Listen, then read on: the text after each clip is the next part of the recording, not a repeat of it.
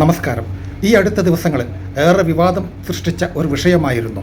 അതായത് BJPക്ക് വേണ്ടി ഹിമാചൽ പ്രദേശിലെ മാണ്ഡി മണ്ഡലത്തിൽ നിന്ന് വിജയിച്ചെത്തിയ ചലച്ചിത്ര നടി കൂടിയായ കങ്കണ റണോട്ടിനെ ചണ്ഡീഗഡ് എയർപോർട്ടിൽ വെച്ച് CISF ഉദ്യോഗസ്ഥയായ കുൽവിന്ദർ കൗർ എന്ന സ്ത്രീ മർദ്ദിച്ചു എന്നത്. എന്തിനു വേണ്ടി അവർ കങ്കണ റണോട്ടിനെ അടിച്ചു എന്ന് വ്യക്തമാക്കുന്ന സംഭവ സ്ഥലത്തെ അന്നത്തെ ആ വീഡിയോ നമുക്കൊന്ന് കണ്ടു നോക്കാം.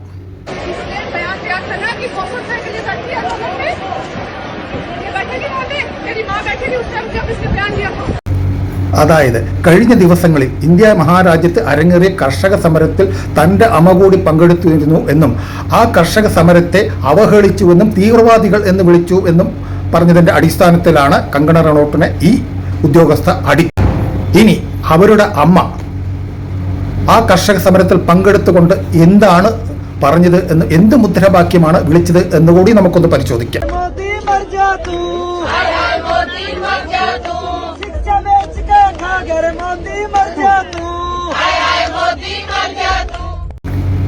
കണ്ടല്ലോ അല്ലെ?